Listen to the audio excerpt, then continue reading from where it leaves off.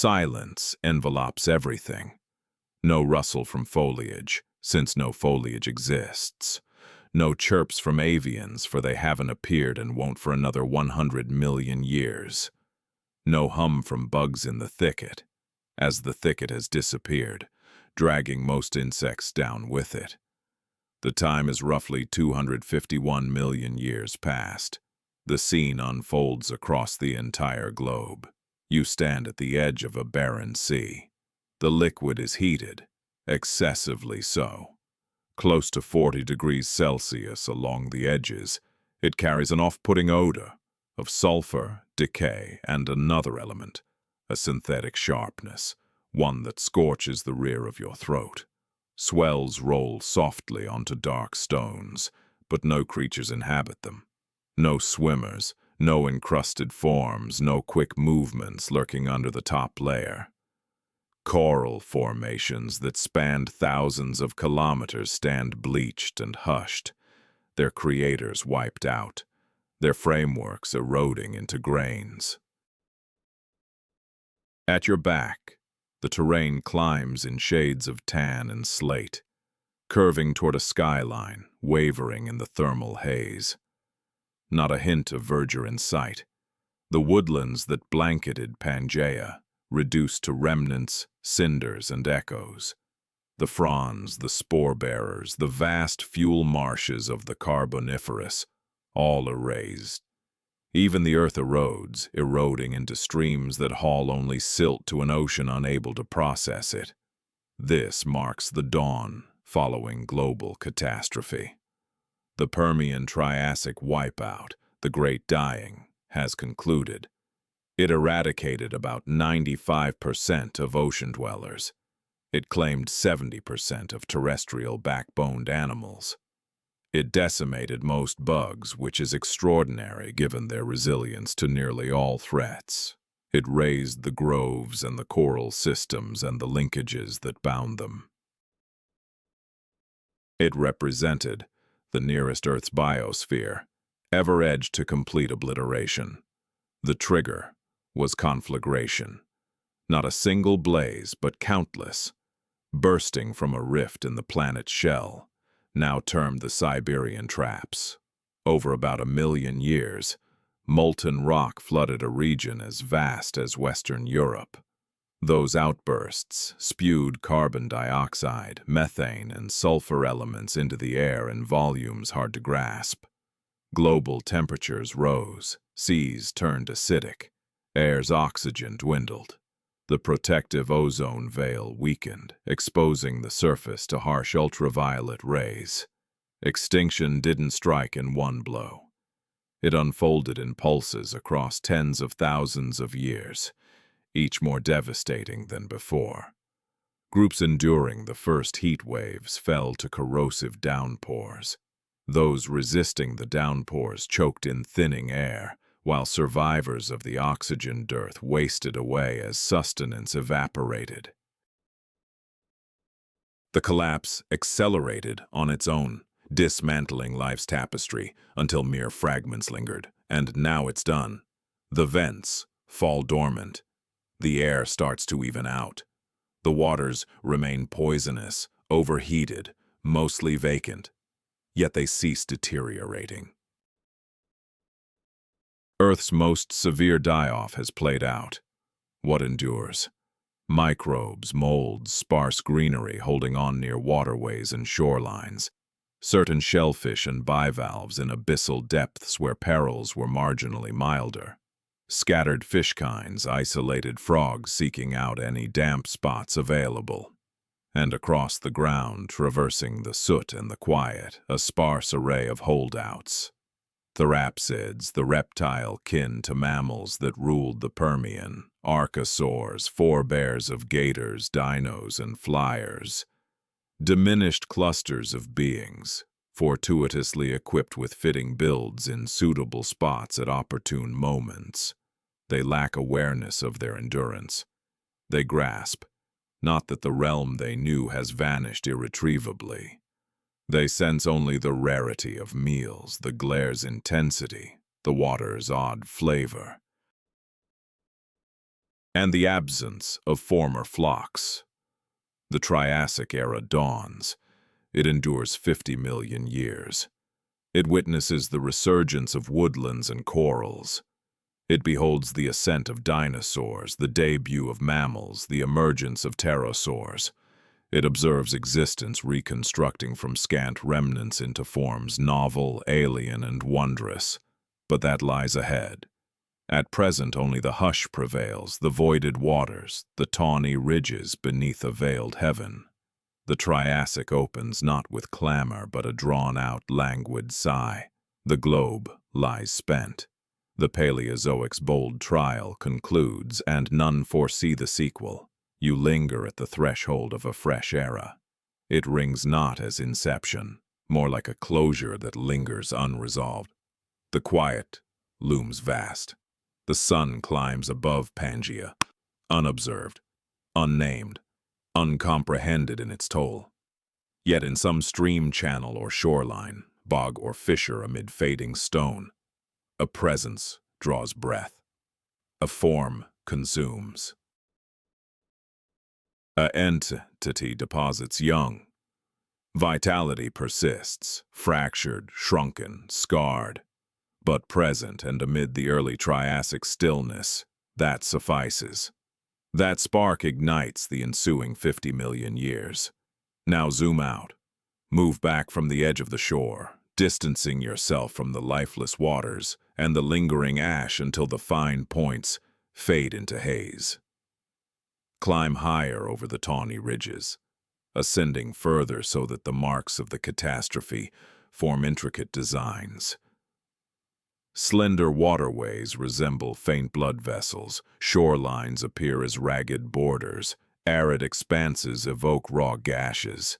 At a sufficient remove, the entire globe begins to seem alien. Viewed from orbit, our planet appears distorted. The familiar blue sphere, dotted with scattered land masses, expansive seas, and polar ice sheets, hasn't formed. In its place stands a solitary vast landform, a colossal sea-girdled supercontinent, extending from one pole to the other, encircled by a unified worldwide sea known as Panthalassa.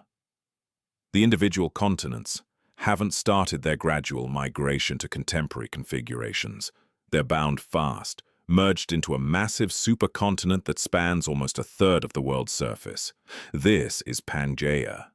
The term, drawn from Greek, translates to all Earths, and in this case, the label fits without hyperbole. Imagine traversing on foot from Pangaea's northern boundary to its southern limit.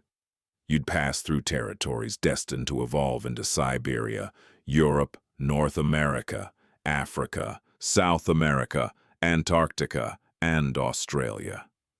You'd traverse mountain chains long since eroded, waterways yet to etch their channels, and sea borders fated to fracture and reform across the ensuing 250 million years. Such a trek would span over 15,000 kilometers. No person could undertake it. For humanity lies another 250 million years in the future. The landmass hosts nothing capable of grasping its immensity. Pangaea's form dictates every aspect of Triassic existence. Take its core, for instance. Located thousands of kilometers inland from the closest sea, isolated from humidity by towering barriers and vast expanses alone. The central expanse of Pangaea forms a wasteland more severe than any in today's world. Daily highs blaze with heat while nights plunge into frost. Precipitation arrives not annually in centimeters, but once every 10 years. The dunes glow red from iron oxide, the very substance that tints the Martian surface. No vegetation thrives in this void. None survives. This isn't akin to the Sahara. That desert offers scattered oases, defined boundaries and respites from the blaze via Mediterranean winds or Atlantic vapors. Pangaea's depths provide none of that. It constitutes a hypercontinental wasteland, an unending aridity enveloping a region bigger than present-day Africa. Any beings that venture inward rarely emerge. The peripheries contrast sharply. At the interfaces where Pangaea borders Panthalassa, vapors from the encircling ocean foster slim strips of viability. Streams descend from the heartland, depositing silt and forming estuaries where organisms can establish footholds. Monsoons, yearly shifts in winds caused by uneven warming between land and water, deliver downpours to certain fringe areas, sufficient to sustain woodlands of conifers and seed ferns. The Tethys Sea indents Pangaea's eastern flank like a cleft, separating the future realms of Europe and Africa, to the north from India and Antarctica, in the south. This mild, shallow basin serves as a sanctuary. Coral formations are commencing reconstruction at its borders. Aquatic life is branching out in its depths. Marine reptiles, the initial wave of terrestrial creatures venturing back into the ocean, are emerging near its shores. The terrain fosters a realm of contrasts. Damp littorals opposite parched cores, equatorial swelter giving way to polar freeze, seasonal downpours nurturing woodlands mere vistas from barren sands. Triassic inhabitants don't distribute uniformly over the supercontinent.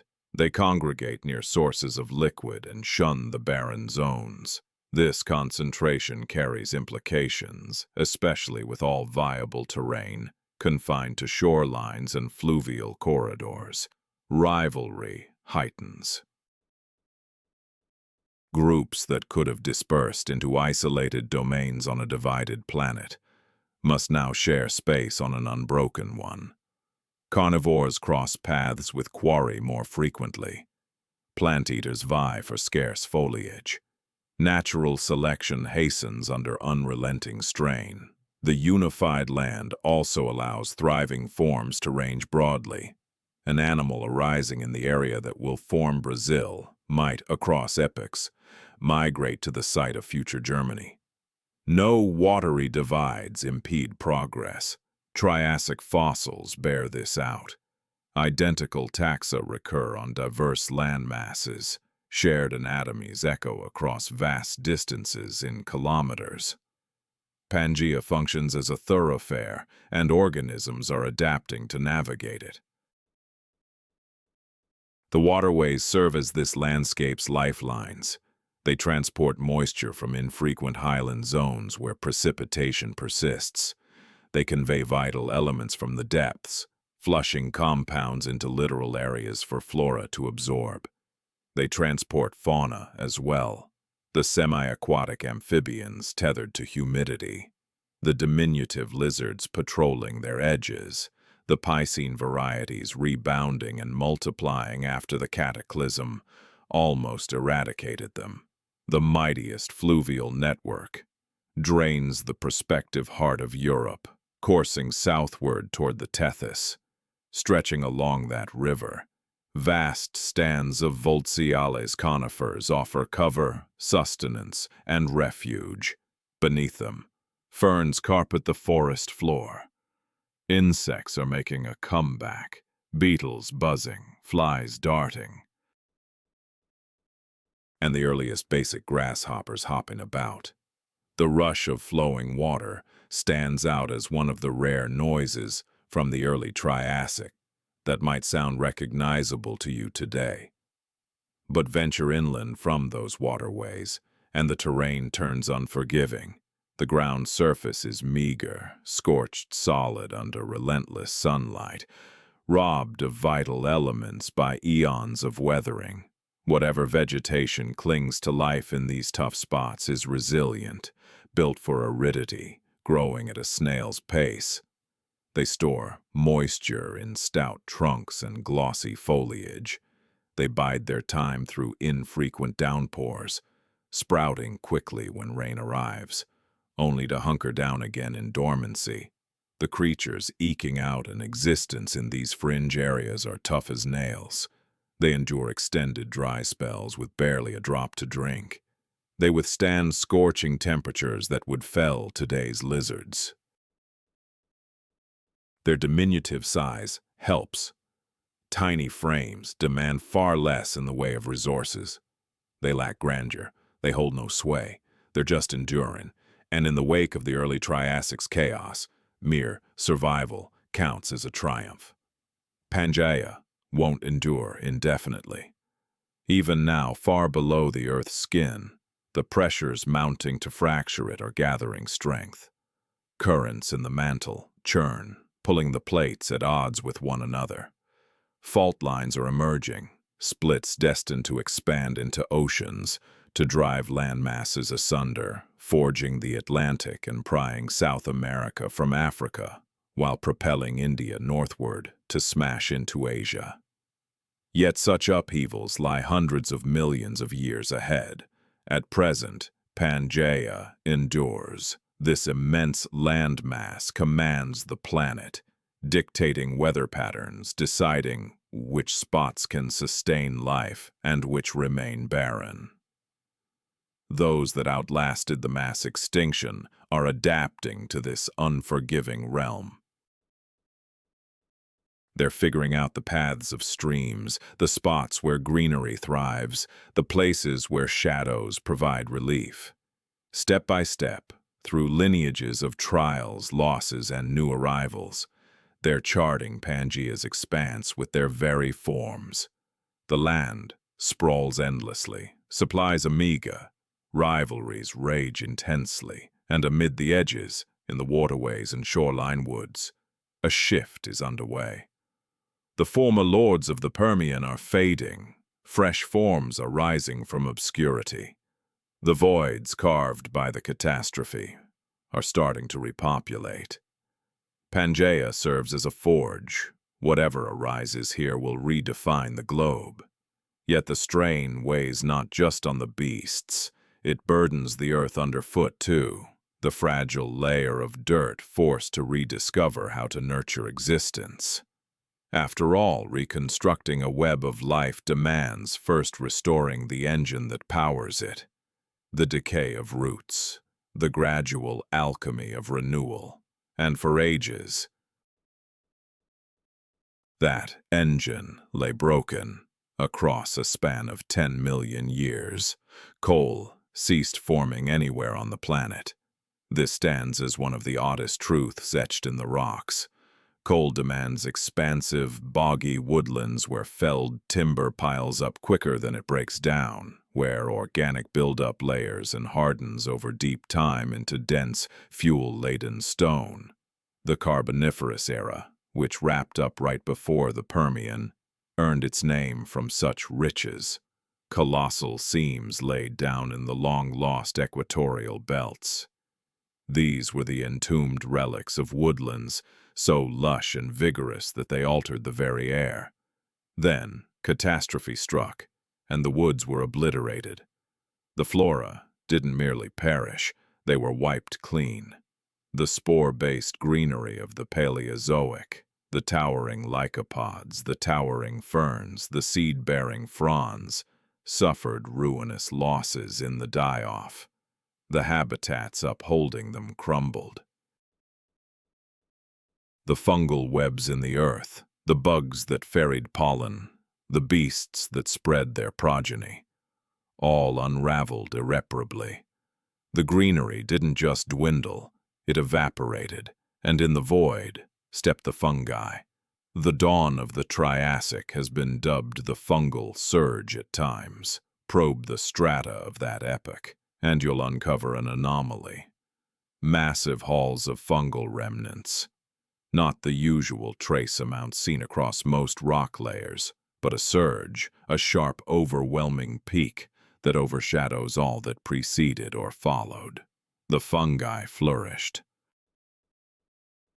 They'd claimed dominion. It fits in a grim fashion. Fungi dismantle the lifeless.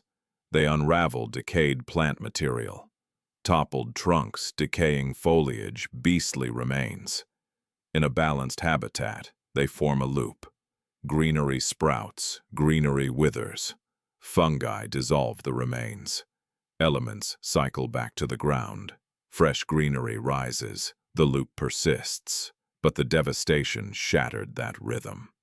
Abruptly, no new shoots emerged. The woodlands lay lifeless, yet the fungi persisted, ravenous, relentless, fulfilling their role.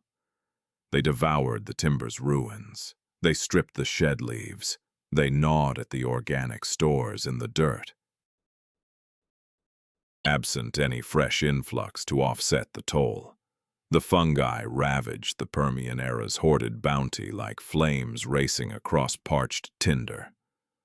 The outcome: a realm stripped of woods and bereft of the setup to regrow them. The earth stood exhausted. Vital minerals had vanished. The intricate networks of microbes that thriving woodlands rely on were thrown into chaos. Even if some tree seeds endured or fungal spores wafted to viable areas, the earth was unprepared to nurture them. The fungi had rendered it barren. This marks the coal gap. Over about 10 million years, spanning from the close of the Permian to the midst of the early Triassic, scarcely any coal layers accumulated across the globe. Swamps were absent, trees were gone. The level of organic output needed for coal simply didn't exist. That void reveals a tale. It reveals that the rebound from the Great Dying wasn't merely gradual. It was profoundly unlike any restoration before or after. Earlier, mass extinctions had harmed woodlands. This event eradicated them completely. Past rebounds spanned millions of years. This one stretched across tens of millions. And upon their eventual comeback, the woodlands weren't identical to those of old. The early Triassic featured a landscape ruled by modest vegetation. Like upsides, the shrunken heirs of colossal club mosses formed short, bushy clusters beside rivers. Ferns claimed scarred terrain, their spores carried by breezes, their leaflets expanding in damp spots. Conifers started expanding, with resilient, needle-shaped foliage, suited to aridity, and seeds safeguarded in cones poised to endure for years until conditions improved. The revival unfolded in phases. Initial colonizers arrived first, the adaptable pioneers, the versatile opportunists, flora that thrived in barren dirt and withstood severe environments. They anchored the soil, they contributed decaying material. They offered cover and protection for pickier plants. Gradually, across millions of years, diversity re-emerged. By mid-Triassic times, woodland-like formations reappeared. Conifers towered near Pangaea's shores. Seed ferns extended wide leaves in the lower layers. The Tethys shoreline turned verdant, then thick, then bountiful enough to sustain sizable plant-eaters and the carnivores that pursued them. The coal gap ended. Fresh layers started building. Not as vast as those from the Carboniferous, yet tangible, quantifiable, authentic. The pattern reignited. Vegetation flourished, withered, piled up as organic debris, and the gradual coal-building process picked up once more. The fungi withdrew to their typical function. They lingered, breaking down waste, remaining vital to the web of life, but no longer in control. The surge had faded. Plants reclaimed the planet. Yet a shift had occurred. Triassic woodlands differed from Permian ones. The enormous club mosses vanished for good. Tree ferns shrank. Conifers, once peripheral in the Permian, now held sway. Global plant makeup had transformed. Never to revert. The coal gap stands as a blemish. It signifies the severity of the injury the Great Dying dealt to life's fabric.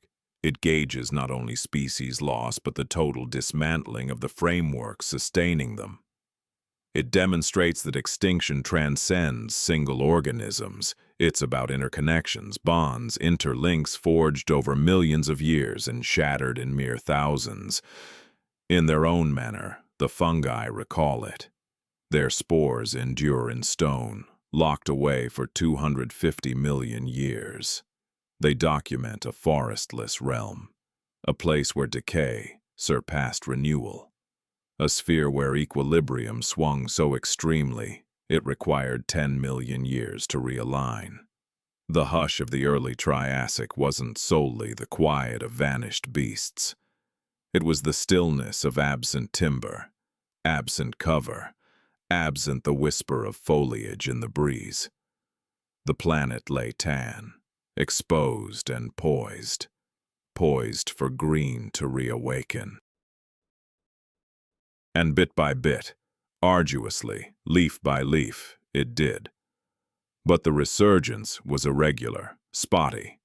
Certain stream edges first, select shorelines, isolated zones where dampness held out long enough for existence to attempt revival.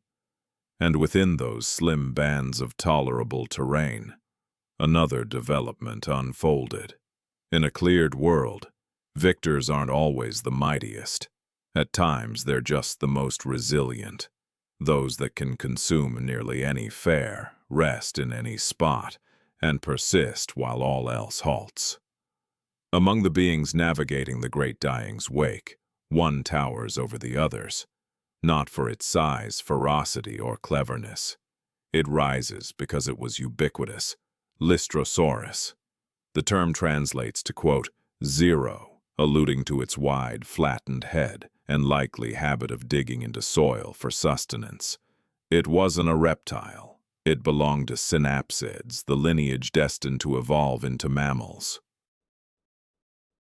Roughly pig-sized, it sported a robust torso, short limbs, and a snout featuring two prominent downward-bending tusks. It wasn't exactly a stunner. Far from awe-inspiring, it resembled something cobbled together by a team that lost steam midway. Still, right after the mass die-off, Lystrosaurus made up as much as 95% of all terrestrial vertebrates, not just in a single area, habitat, or niche, but across every land-dwelling vertebrate on Pangaea, from the future site of Antarctica to the future lands of Russia. The fossil evidence from the earliest Triassic is basically a chronicle of Lystrosaurus, punctuated only rarely by other finds. Nothing like it has ever happened before or after. No one genus has ever seized control of the Earth's land surfaces quite so totally. In our time, the most plentiful large mammal might be cattle, yet they represent just a minuscule slice of the planet's vertebrate biomass. Lystrosaurus pulled off a feat that even cattle, bolstered by human farming, have never come close to matching. Why? Truthfully, we aren't completely sure. Lystrosaurus did possess some key edges. It burrowed, which likely aided its endurance through the post-extinction chaos, the scorching heat, scarce oxygen, poisonous air. Such underground homes provide steady climates, shield from harsh sunlight, and safety from threats. A burrower could tap into hidden zones of endurance unavailable to those stuck on the surface. Lystrosaurus was also versatile. Its dental and jaw setup indicates it handled diverse vegetation, roots, bulbs, shoots, anything edible. In an era when vegetation was mostly wiped out with remnants sparse and erratic, that flexibility proved vital. Species tied to particular diets would have perished from hunger. Lystrosaurus simply consumed whatever was at hand. It might have boasted metabolic perks invisible in the bones. Certain experts speculate. Lystrosaurus maintained a fairly elevated metabolism for a synapsid, letting it stay nimble amid circumstances that would slow down cold-blooded reptiles to a crawl. Some even posit its broad torso contained oversized lungs, assisting adaptation to the oxygen-poor, early Triassic air. These remain informed hypotheses. Without preserved soft parts, we're stuck with skeletal clues and deductions. One undeniable fact is the outcome. Lystrosaurus blanketed Pangaea like nothing before. Its remains turn up in South Africa, Antarctica, India, China, and Russia, places linked back in the Triassic, but now flung far apart worldwide. Dig into the oldest Triassic strata anywhere, and paleontologists unearth Lystrosaurus. It stands as the emblematic relic of the extinction's wake, embodying a planet stripped bare of nearly all else. There's a name for this phenomenon: disaster taxon. These are organisms that flourish right after a calamity, rushing in to occupy the void carved by widespread loss. Disaster taxa tend to be adaptable, hardy, and unremarkable. They don't overpower rivals, they just outlast them, with numbers surging into the vacated realm. Lystrosaurus ranks as the ultimate disaster taxon in the saga of multicellular life. The landscape it claimed wasn't bountiful. It was barren. Provisions were scarce. Water sources came and went without warning. Predators were scarce too, most wiped out by the event. But so were the sustenance and territories those hunters once vied for. Lystrosaurus didn't prosper amid favorable settings. It endured the brutal ones others couldn't. That supremacy was fleeting. As the Triassic wore on, with woodlands rebounding and habitats reassembling, Lystrosaurus waned. Fresh forms emerged to claim emerging roles. Grazers branched out. Hunters re-emerged. The 95% stranglehold eased to 90%, then 80%, then 50%, settling into typical levels. Come mid-Triassic, Lystrosaurus was merely one more genus amid the crowd. Eventually, it vanished altogether. The final traces fade from the record around the mid-Triassic. Roughly 245 million years back, the burrowing beast that claimed the planet bore no heirs. Its branch died out. Other synapsids pressed on, ultimately yielding genuine mammals. But Lystrosaurus marked a blind alley, a short-term victor without lasting impact. Herein lies the irony of disaster taxa. They conquer the crisis's shadow, yet seldom the enduring race. The qualities fueling triumph in ruin, adaptability, resilience, endurance, fall short in a revitalized realm. Once diversity surges, roles sharpen, and rivalry heats up, the experts eclipse the jacks of all trades. The disaster taxon recedes, supplanted by beings tuned to the restored order. Lystrosaurus savored its brief reign.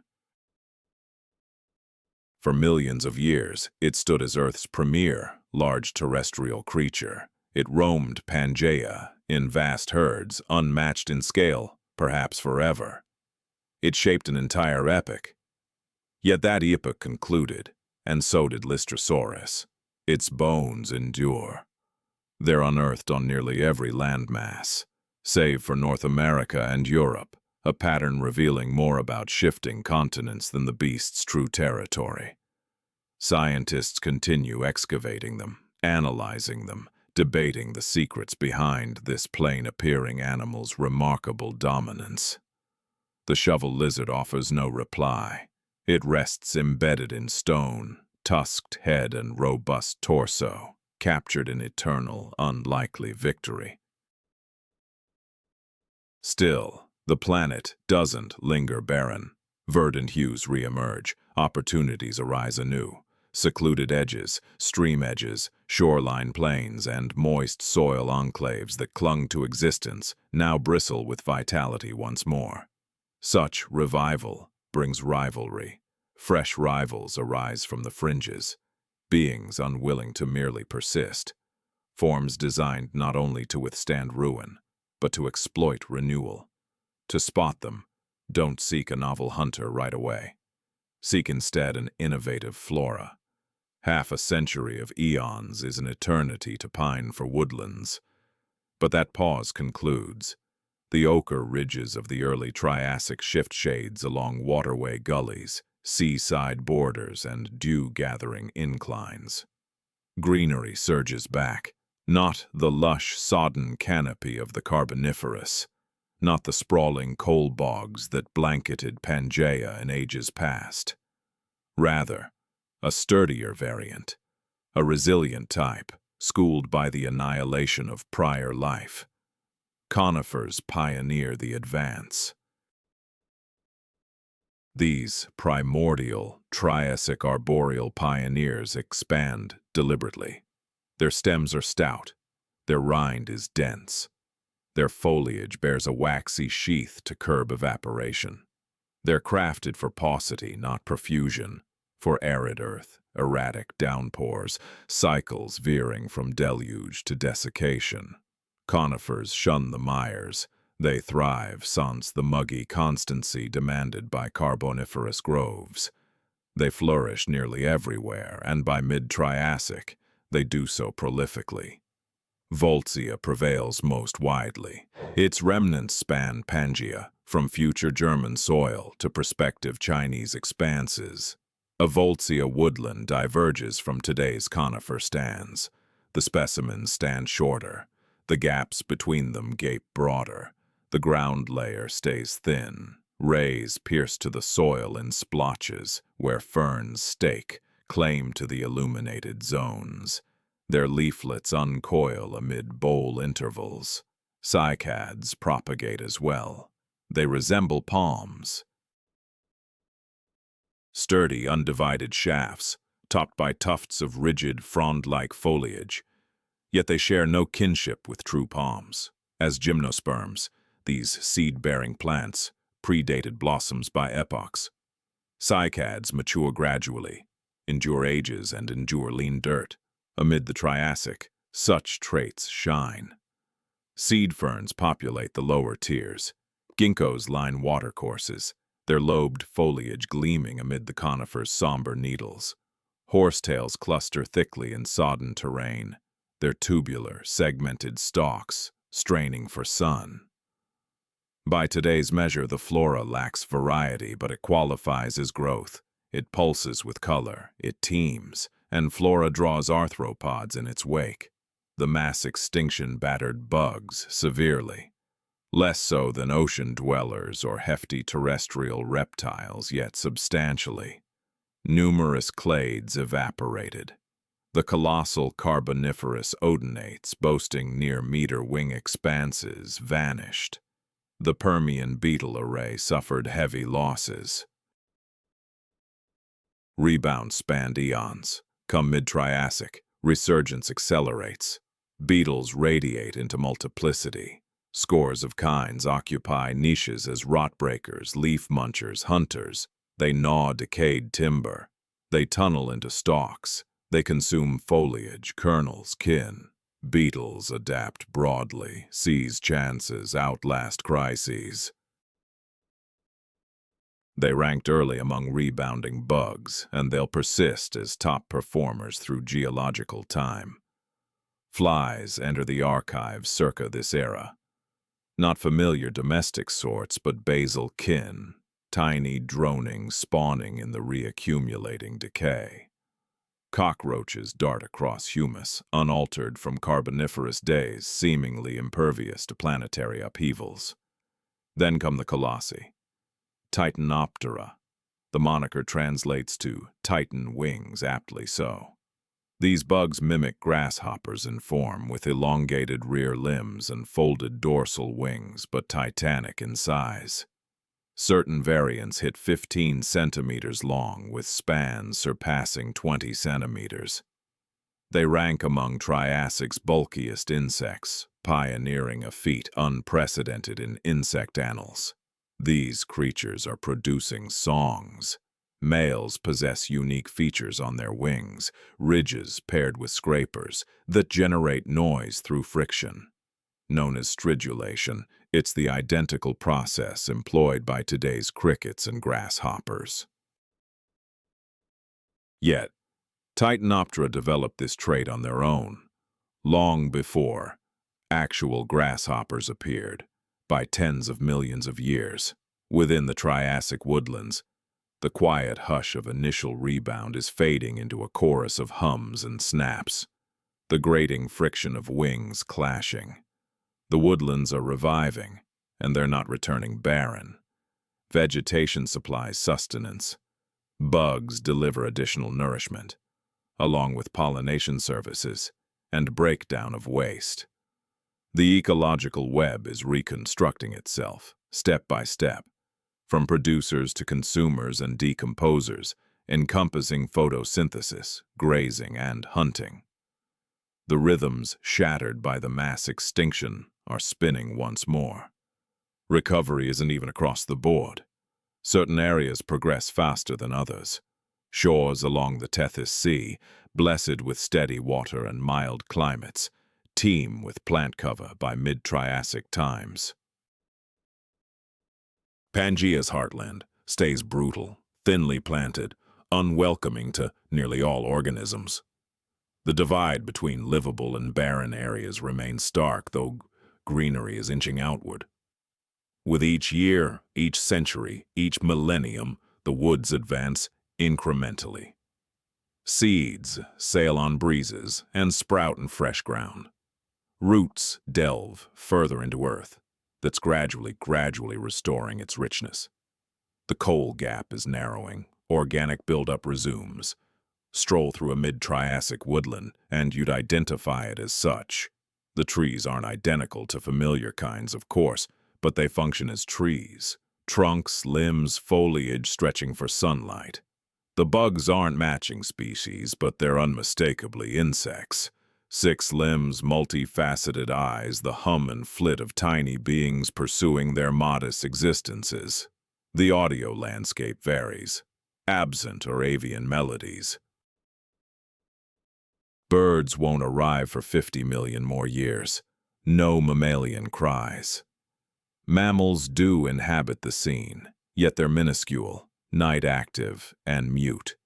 Prevailing noises stem from bugs and gusts, the whisper of foliage, the snap of a brittle limb dropping, the far-off growl of storms across the inland wastes. The woodland remains oblivious to future shifts. The trees can't foresee they're preparing the arena. The bugs are unaware that bigger beings lurk at the edges, poised for the foliage to expand sufficiently, dense enough, bountiful enough, to sustain greater forms. But those bigger beings sense one truth. They detect the transformation. Increased shelter, increased quarry, increased spots to conceal, to stalk, to nurture offspring. The planet is at last yielding sufficient vitality to fuel greater aspirations. The archosaurs are awakening, and when archosaurs vie, victory hinges not just on fangs or stature. It depends on engineering, on navigating warmth, muck, and prolonged dry spells, on surging forward, pivoting sharply, enduring upright posture through endless days. The evolutionary showdown is on the verge of igniting, and the key lies in the ankle. It might appear trivial, a handful of bones, a joint, a pivot that flexes in one direction over another. But during the Triassic, this minor detail will dictate outcomes. It will determine land's rulers for the ensuing 200 million years. It will divide crocodile kin from dinosaur and bird lineages. It will forge 2 rival evolutionary realms from one shared forebear, pitting them in a rivalry where just one prevails. The archosaurs ascend. They surfaced in the late Permian, right before the wipeout. A fresh reptile type boasting what predecessors missed, an erect stance. Prior reptiles splayed out, limbs fanned sideways, undersides hugging the dirt. Archosaurs rose higher. Their limbs sat more squarely under torsos, enabling smoother strides and sprints. This edge shone in the Permian. In the ravaged early Triassic landscape, it granted supremacy. By mid-Triassic, Archosaurs dominate everywhere. They've seized the voids carved by the extinction. They're predators and prey, giants and miniatures, swift and sluggish. They're branching out so rapidly that fossils struggle to document it. And they're bifurcating. The split occurs at the ankle. One branch evolves a pivoting joint restricting the foot to basic vertical flex. Optimized for dashing, favoring velocity, perfect for chasers and nimble targets. Dubbed Avametatarsalia, the bird-ankled archosaurs. They lead to theropods, dinosaurs, and ultimately birds. The alternate branch crafts a distinct ankle via a pin-and-socket setup permitting intricate twists. This build prioritizes force over pace, fitting for lurkers and robust plated forms. Termed pseudosuchia, the false crocodiles. They give rise to today's crocodilians. Yet during the Triassic, these creatures extend well beyond mere crocodiles.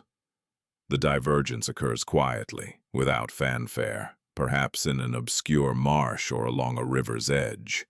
No observers are present. Its importance goes unnoticed. It's merely one more adaptation amid countless others. Just another branch on a path branching endlessly. The repercussions will emerge only after eons. At this point, both evolutionary paths flourish. The pseudosuchians stand out particularly. They diverge sharply from the flattened, water-bound lurkers that future crocodiles evolve into. Instead, they stand erect, pursuing land-based music prey with vigor. Certain species amble on all fours, others stride bipedally. Many boast protective music, bony shields known as osteoderms. Some grow to over 5 meters long. Among the oddest are the atosaurs. These are robustly plated plant eaters. Picture a car-sized armadillo equipped with a snout resembling a pig's, its back and sides shielded by a lined bony armor. They function as the Triassic's fortresses. Engineered for protection over agility, they browse the rebounding plant life as their plating wards off threats. In 2025, scientists released fresh insights into one such plated behemoth. Using remains from Arizona's Chinle Formation, they scrutinized examples of Calyptosuchus, an etosaur, from North America's late Triassic. Their research uncovered fresh insights into the creature's build, including differences in its music spinal bones, pelvic configuration, and how its armor interlocked across its frame. The value of this work lies not in isolated revelations, but in the growing body of evidence. Every additional fossil, every meticulous examination, music, deepens our grasp of these beasts' existence. Calyptosuchus wasn't uncommon back then. Its remains litter the American Southwest in strata formed during an era when that area formed a humid, tropical expanse threaded with waterways and punctuated by ponds. The atosaurs thrived, varied widely, proliferated, and then vanished. Such is the arc of the Pseudosuchian era. They hold sway throughout the Triassic. They occupy broader habitats than the nascent dinosaurs. They generate greater variety in forms, physiques, and survival tactics. The crocline archosaurs command the mid and late Triassic realms. Music. Dinosaurs play minor roles, remaining diminutive and peripheral, biding their time off-stage. The Avametatarsalia aren't stagnant. They advance as well, forging unique traits. Pterosaurs soar into the skies, the initial vertebrates to master active flight. Primitive dinosaurs hone their vertical stance, lightweight skeletons, and streamlined breathing mechanisms. They're constructing a foundation, even if its purpose remains obscure. The ankle might appear insignificant. A hinge is simply a hinge. Yet the ankle dictates an organism's locomotion, predation style, and flight responses. The pseudosuchian version, offers strength yet constraints. The avimetatarsalian one is less complex, but swifter. In an environment where each performs adequately, no clear edge emerges. The Triassic era won't endure indefinitely. Shifts in conditions loom, and then the ankle will prove pivotal. Presently, the dual branches coexist on Pangaea. The Rauisuchians' music prowl the woodlands. Etosaurs forage beside streams. Phytosaurs, crocodile-esque hunters, though truly pseudosuchians, ambush from aquatic haunts. Budding dinosaurs dart through the foliage, snacking on bugs, evading bigger foes, expanding gradually, branching subtly. No outright conflict rages yet. It's rivalry, concurrent development, a gradual split discernible only retrospectively. Archosaurs have divided, unaware that one offshoot will claim the planet while the other dwindles to a shadow. The ankle conceals the key. The ankle will tip the scales, though not immediately. Not for countless millennia. For the moment, pseudosuchians reign and dinosaurs linger. Prior to dinosaurs' dominance, another force claimed supremacy. Music. They bore limbs nearly erect. They elevated their frames well above the earth. Their heads housed jagged, flesh-rending dentition, suited to dispatching any adversary. They topped the food chain in the mid and late Triassic, the unchallenged meat-eaters in a landscape where dinosaurs stayed tiny, sidelined and wary. They were the Rauisuchians, monarchs for 30 million years. Postosuchus is the familiar example. Its bones hail from Texas and Arizona, deposited in sediments from when the American Southwest was a steamy floodplain. It stretched 4 to 5 meters, sporting a hefty cranium approaching half a meter. Its dentition featured blade-shaped, hooked, edge-serrated fangs. It ambulated quadrupedally, but likely rose onto music its hind limbs. It resembled a flesh-eating dinosaur in build, appearance, and pursuit methods. Yet it wasn't a dinosaur. It belonged to Pseudosuchia, the crocodile branch. Its likeness to subsequent theropods like Tyrannosaurus stems from parallel evolution. Two distinct lineages converging on parallel adaptations for shared challenges. Massive frames, robust mouths, bipedal stance. Such a blueprint proves effective. Evolution keeps rediscovering it time and again. Pseudosuchus wasn't isolated. The Rauisuchians formed a varied clan, scattered throughout Pangaea, claiming the role of top hunter on landmasses everywhere. Sarasuchus from South America stretched to 7 meters. Fulsachampsa, another South American find, might have grown bigger still. Partial remains hint at a beast measuring 9 meters, ranking among the biggest terrestrial carnivores of the Triassic.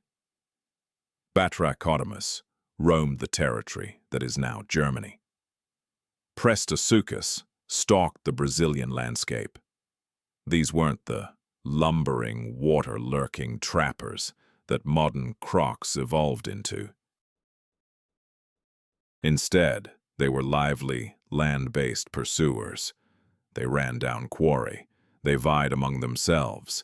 They utterly commanded their habitats. In November 2025, paleontologist Rodrigo Temp Muller and his team unveiled a fresh contender in this lineage of apex hunters. The find emerged from southern Brazil, close to the town of Dona Francisca. Muller and his group were digging through mid-Triassic strata, dating back about 240 million years. Their prize appeared initially like a dinosaur, a nimble form, elongated neck, and a maw packed with hooked, serrated fangs. It stood on 2 legs, pursued game energetically, and likely topped the food chain in its surroundings. Yet, a closer look at its bones revealed otherwise. The pelvic build, the femur's contour, the hip bone layout, all indicators of pseudosuchia. No dinosaur here, just another croc ancestry killer, part of the ruling order that preceded the dinosaur surge. They dubbed it Temporalesuchus bellator. The genus draws from Guarani, the local indigenous tongue, translating to, quote, one, the species epithet, bellator, means, quote, two in Latin. It pays tribute to the residents of Rio Grande do Sul, fresh from enduring catastrophic flooding in 2024 and 2025. The scientists had witnessed their town's hardships, mourned acquaintances lost. The moniker echoes their endurance across geological epochs. Temporalesuchus wasn't the grandest Rauisuchian. Measuring 2.4 meters and weighing around 60 kilograms, it qualified as a medium-tier stalker, optimized for velocity and accuracy over raw power. Its extended neck and slim snout implied a tactic of swift lunges, slashing forward, clamping onto targets with backward curving teeth, gripping tight until resistance faded. Its spine bore scaly osteoderms, the bony shields seen on today's alligators. Nothing rare for pseudosuchians. Plenty of branches evolved comparable shielding, but pairing lithe movement with plating stands out. Temporalesuchus excelled in assault and fortification, a hunter primed to strike fast and weather counterattacks. Its environment teemed with diversity. The very formations preserving Temporalesuchus have coughed up rival carnivores, some spanning 7 meters. Colossi shared this realm, and Temporalesuchus coexisted with them. It carved its place, not through sheer scale, but via swiftness, keenness, and versatility. That's the tale of the Rauisuchians. Far from uniform killers, they embodied a sprawling heritage, probing diverse approaches. Certain ones ballooned to giants, others lingered compact. Specialists abounded alongside jacks of all trades. They saturated the Triassic's carnivore slot so densely that fledgling dinosaurs struggled for breathing room. Dinosaurs existed, sure. Tiny theropods flitted amid the foliage, snacking on bugs and little critters, dodging Rauisuchian patrols. Primitive sauropodomorphs nibbled plants, bulking up gradually, though nowhere near their Jurassic proportions yet. Dinosaurs were branching out, refining traits, advancing, but they weren't prevailing. Pseudosuchians held the edge, entrenched territories, bigger statures, battle-tested forms. Dinosaurs possessed promise, yet promise alone doesn't snag dinner. Rauisuchians reigned supreme through sheer prowess. Dinosaurs endured via overlooked corners, peripheral slots, scraps overlooked. This equilibrium persisted across eons. The croc overlords gripped the Triassic. Dinosaurs bided their time. No one foresaw the impending shift. Predation unfolds under cover of darkness these days.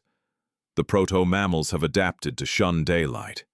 Daytime yields to the archosaurs, to Rauisuchians scanning the woods, to yetosaurs munching along waterways, to nascent dinosaurs scrabbling for stray morsels.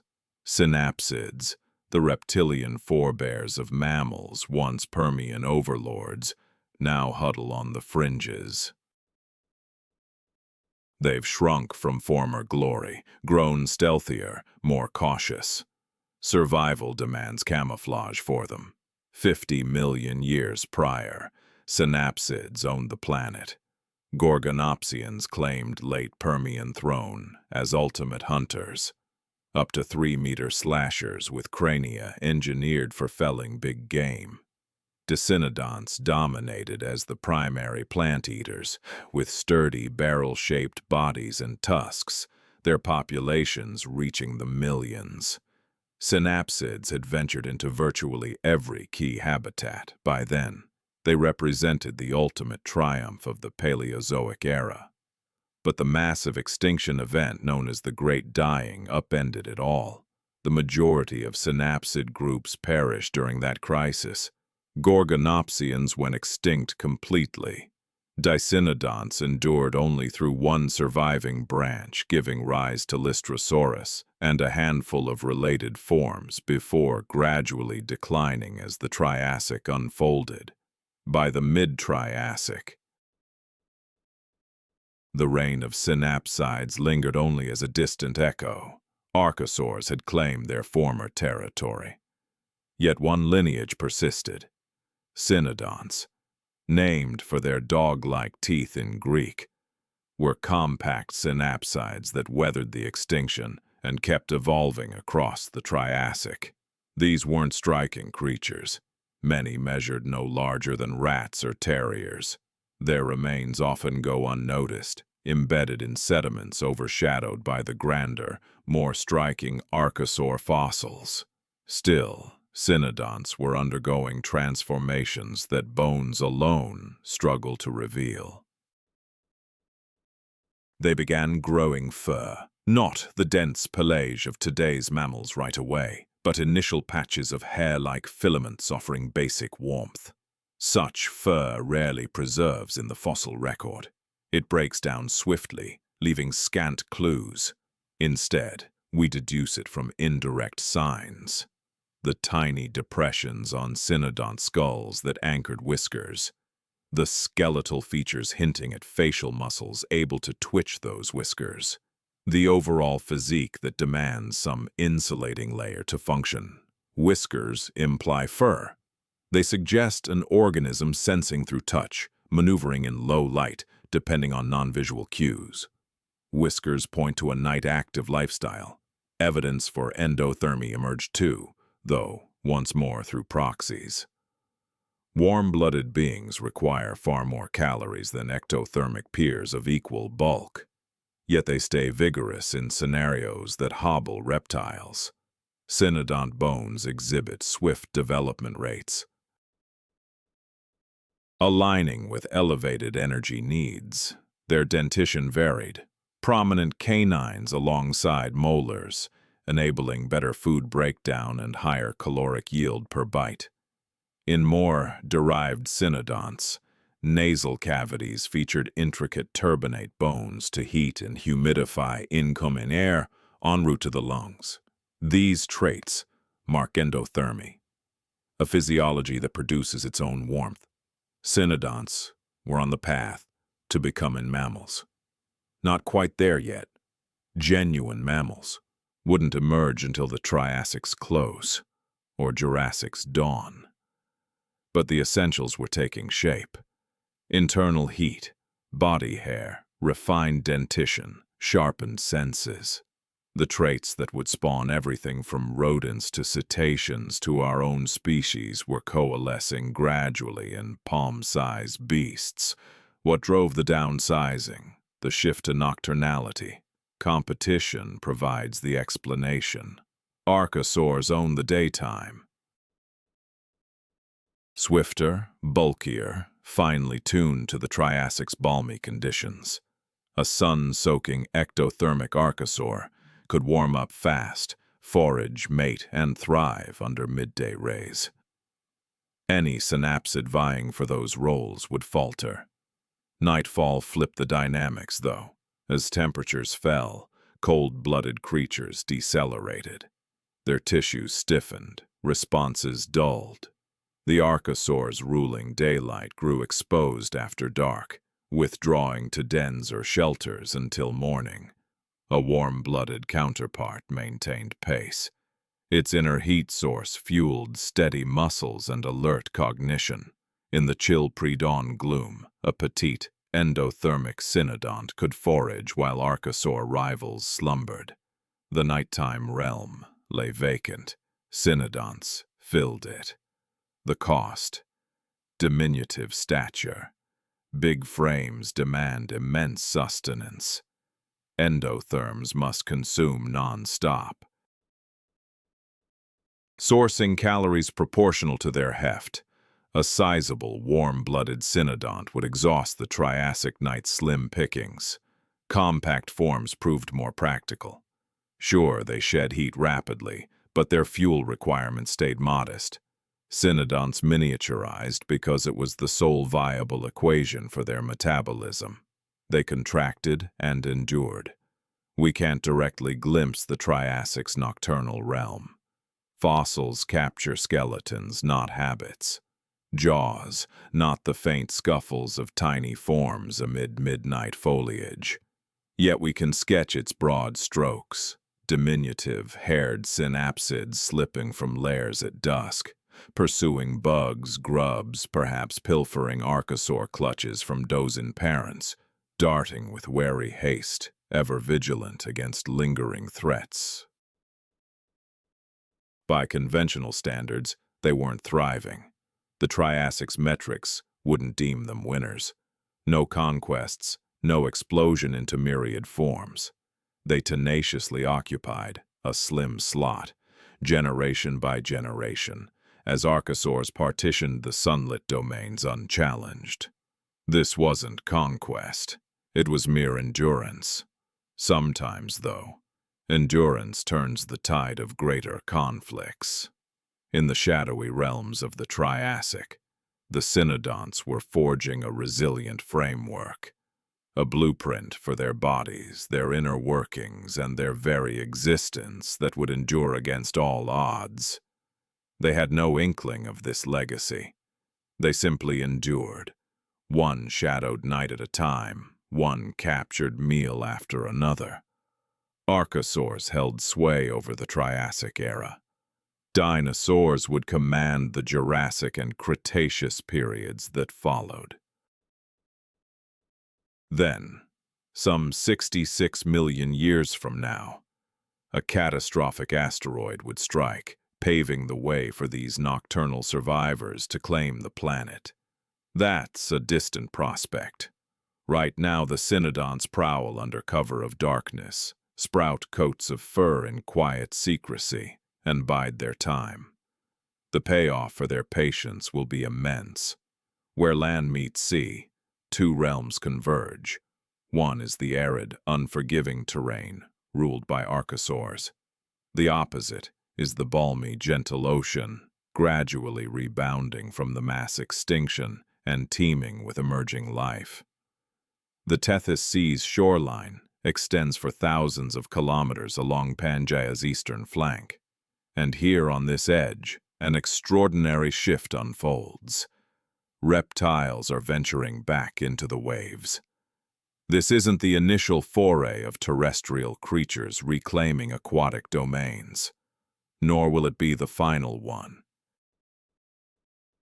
Yet the Triassic resurgence stands out as profoundly transformative, spawning lineages that would command the seas for the ensuing 150 million years.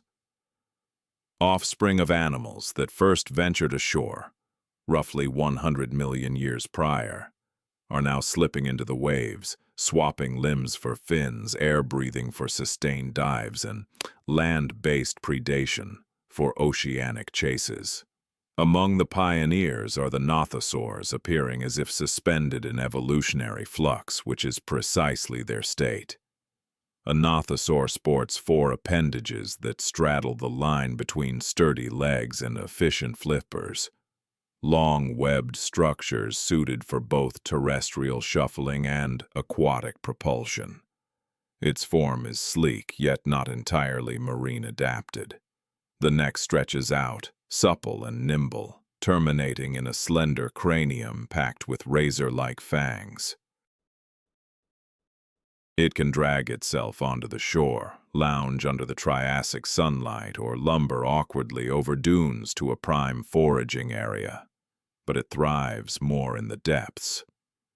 Observe a nothosaur on the prowl. It glides through the shallows with fluid elegance, neck swaying rhythmically.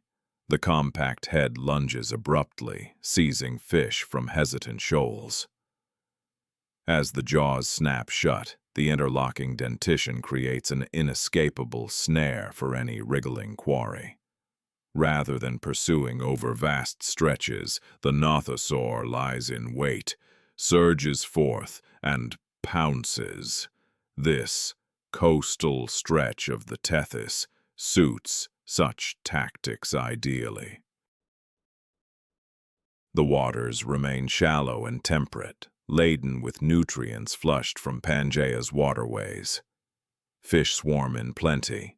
Cephalopods, precursors to squid and octopuses, float amid the currents. Mollusks anchor to the rocky bottoms. The reef networks obliterated by the extinction are regenerating bit by bit, fostering intricate environments that bolster an expanding array of prey. The nothosaurs aren't solitary in this domain. Pachypleurosaurs, sleeker and more refined, carve out existence in calmer lagoons and intertidal zones. They target tiny fish and invertebrates, steering clear of bigger threats by emphasizing finesse over brute force.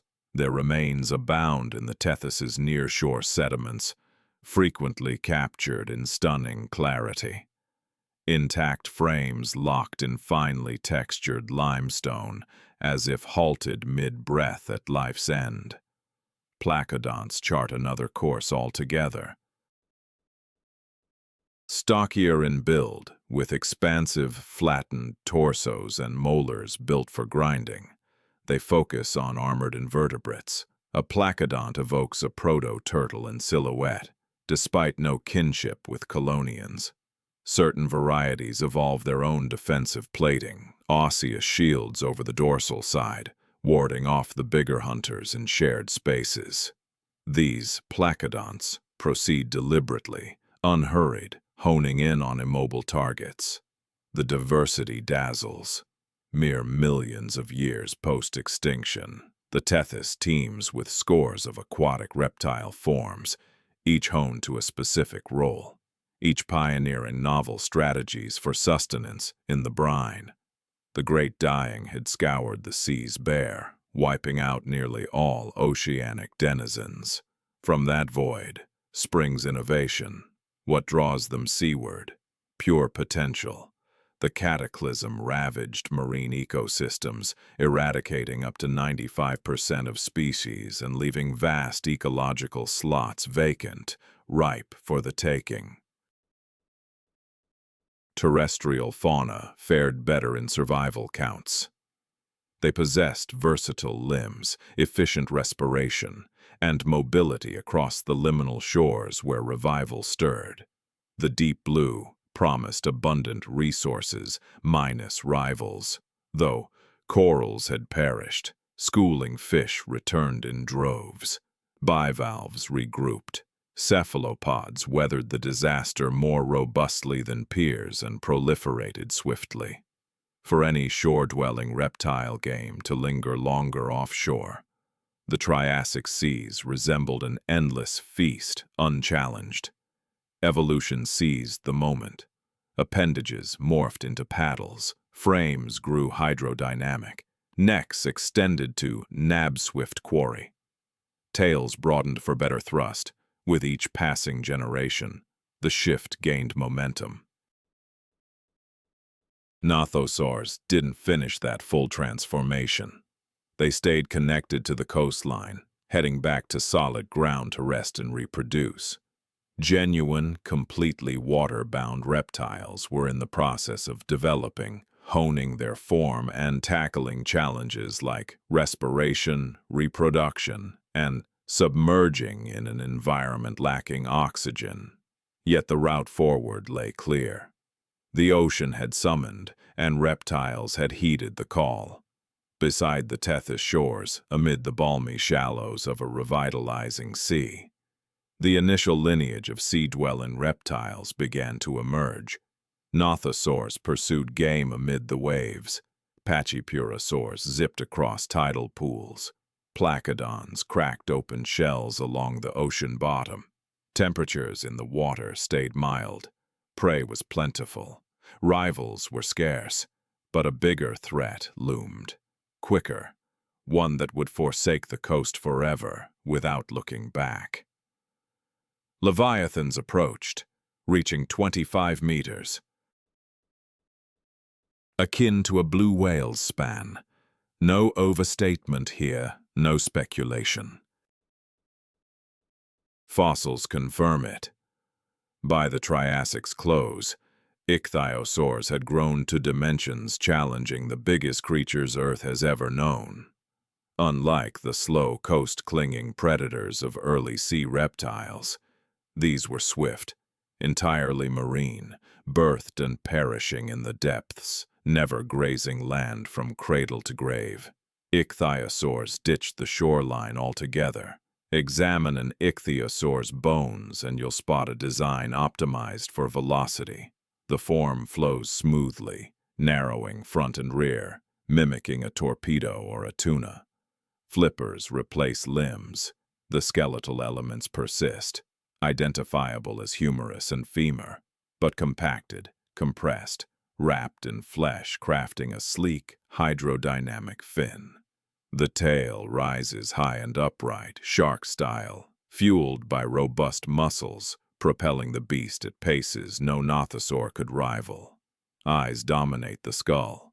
Certain kinds boast orbits exceeding 25 centimeters wide, the grandest visual organs among all recorded animals. Extinct or alive, such vast peepers capture ample light, sharpen sight in low visibility, and spot movement from afar. As visual predators, ichthyosaurs stalked quarry through the murky blue of profound seas, plunging to levels familiar to today's whales. They bore live offspring. Evidence comes straight from the stones, mature ichthyosaurs housing fetuses within. Young slipping out tail foremost, much like today's dolphins. A being unable to beach itself couldn't deposit eggs ashore. Ichthyosaurs cracked this puzzle as whales would, eons ahead, nurturing young internally until ready to navigate currents. Their development surged ahead. Ichthyosaurs burst into the fossil archives right after the mass extinction. From the start, they looked distinct, tailored for ocean existence. Mid-Triassic saw them branch into scores of varieties. Late Triassic brought forth colossi. In April 2024, paleontologist Dean Lomax's group revealed one such behemoth. The tale traces back further, to a Somerset, England shoreline. Fossil enthusiast Paul Diesel spied an oddity amid the stones, a colossal, eroded bone fragment hinting at a giant. Subsequent years yielded more bits. Lomax's team pieced them together, scrutinized them, matched against peers from the identical strata. They uncovered a mandible stretching over 2 meters from an ichthyosaur, potentially spanning 25 meters nose to tip, dubbed Ichthyotitan severnensis, giant fish lizard of the Severn, honoring the adjacent river. It thrived around 202 million years past, right at the Triassic's tail end. Among the final massive ichthyosaurs, it ranked with the mightiest sea reptiles in history. And surprise ally aided the find. 11-year-old Ruby Reynolds, strolling Somerset sands with her dad, caught a jaw segment protruding from stone. She sensed its oddity. Her spot kick-started retrieval of key shards, vital for classifying the novelty. Discovery unfolds like that at times. Experts excavate, examine, disseminate findings, yet initial glimpses often belong to hobbyists. A grower tilling soil, a trekker along a ridge, a kid by the waves. Fossils hold no bias for discoverers. They endure until someone arrives. Ichthyotitan embodies the zenith of ichthyosaur immensity. These beasts hit blue whale proportions via an alien physique, occupying a wholly alien role in the ecosystem. Blue whales sift minuscule krill as filterers. Ichthyotitan preyed on fish, cephalopods, and maybe lesser sea dwellers. The Titan's reign ended abruptly.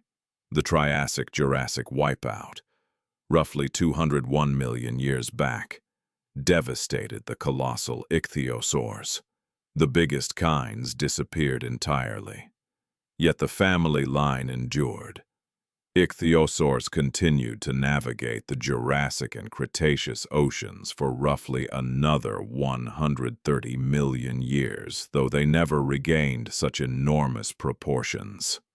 The blueprint behind Ichthyotitan faded away. It represented an evolutionary path that pushed to its boundaries and then shattered. The reasons remain unclear. That extinction wiped out countless species, and experts still argue over the triggers. Eruptions from volcanoes, shifts in climate, acidification of the oceans. These are the typical culprits in mass die-offs. Regardless of the exact process, the colossal forms proved especially fragile. Their remains lie dispersed along Britain's shorelines, locked within stones that once formed the bed of a gentle sea. Ichthyotitan's skeletons await discovery by enthusiasts. Many will stay hidden forever. Wind and water will grind them to dust long before anyone spots them. Still, a few will surface, much like the Ruby Reynolds fragment did, and the tale will keep revealing itself. Triassic waters once teemed with behemoths. Those giants are extinct now. The oceans they patrolled have transformed into stone, earth, and steep bluffs. The creatures they pursued left no direct heirs alive today. Yet for an instant, a mere 30 million years, a blink in Earth's deep history, ichthyosaurs dominated the depths. They stood as the grandest, swiftest, and most finely tuned marine reptiles ever to grace the planet. The heavens stayed out of reach, but that wouldn't hold. A fresh presence stirs within the Triassic skies. It's no avian creature. True birds won't appear for 50 million more years, nor is it some bug. The Triassic boasts insects, sure, but none this immense, none so deliberate, none that throws such an ominous silhouette. This is an entirely novel creation. A fresh invention from evolution itself, something utterly implausible. It's airborne. Pterosaurs mark the debut of vertebrates mastering true powered flight, not mere soaring. Plenty of beasts can glide, leaping from branches and unfurling flaps to break their descent. True flight demands far more. Flapping wings, enduring power from muscles, and a frame rebuilt head to toe to battle gravity. Pterosaurs pulled it off. Their wings consist of taut skin and tissue, spanning from a vastly extended fourth digit to the torso. The remaining fingers stay compact, useful for clutching and scaling. That fourth finger, however, evolved into a marvel. A lone strut, surpassing the arm's full length, upholding a broad expanse that seizes and forces air downward. The physique adapted accordingly. Pterosaur frames feature hollow bones, slender and laced with air pockets, to slash mass without sacrificing durability. The keel swells into a vast shield, securing the mighty chest muscles for takeoff. Overall, the build balances trade-offs.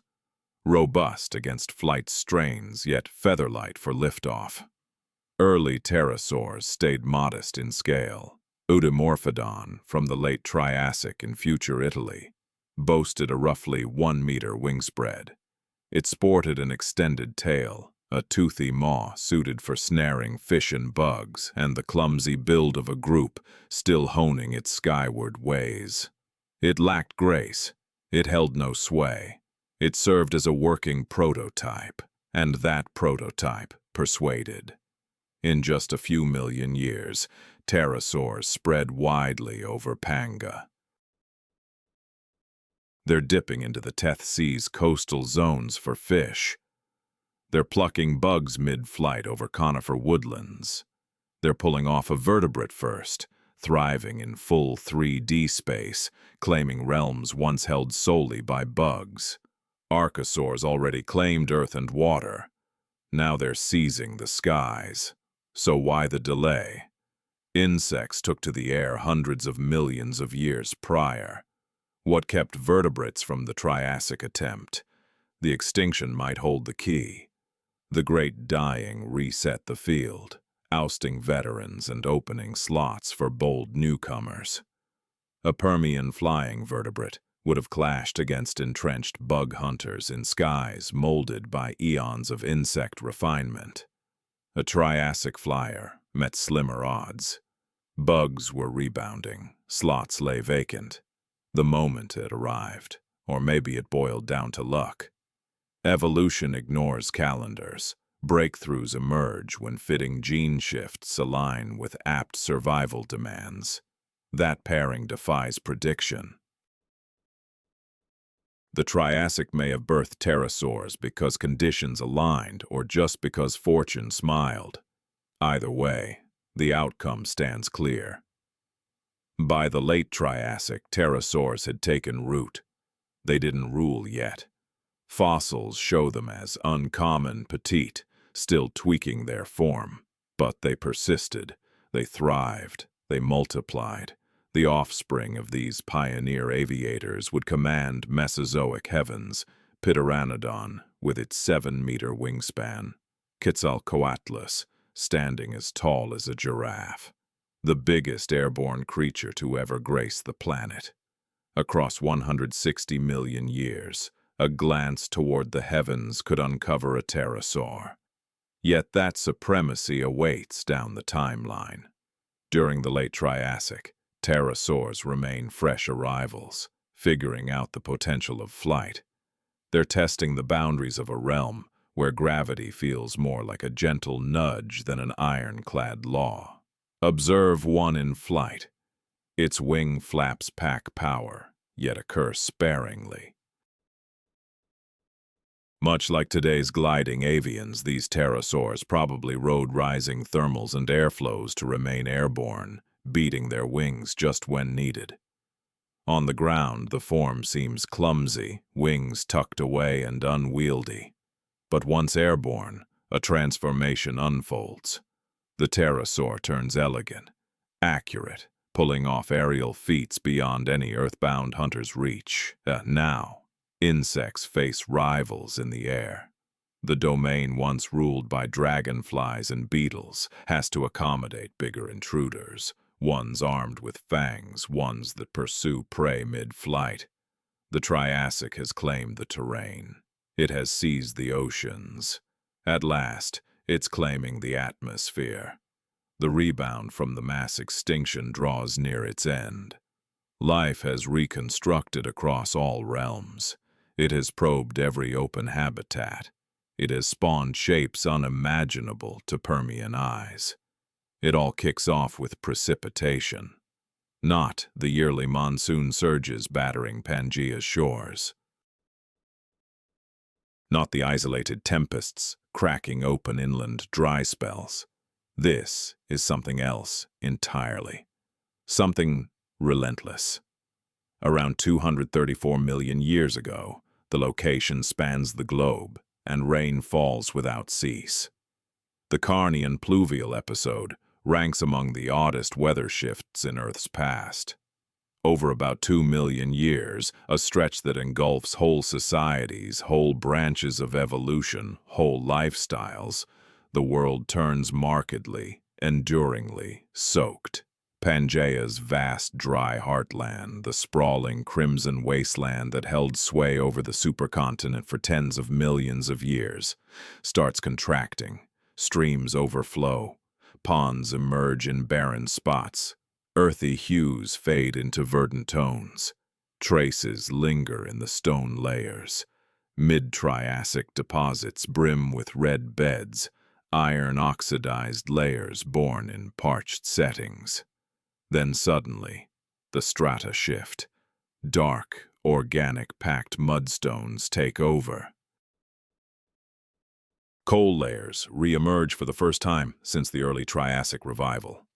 Ancient dirt profiles reveal soggy traces, marshy vibes, surroundings worlds apart from prior eras.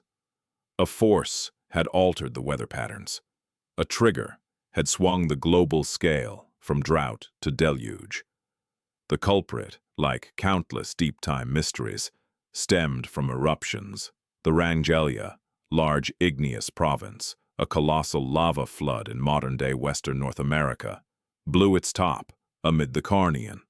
Those blasts dumped vast amounts of carbon dioxide skyward, sparking a greenhouse surge that heated the globe and ramped up the water cycle.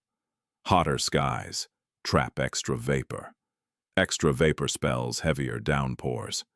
The cycle fed on itself until the whole weather regime locked into a fresh pattern.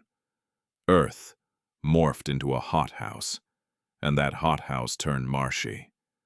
To mid-Triassic beasts, this spelled disaster.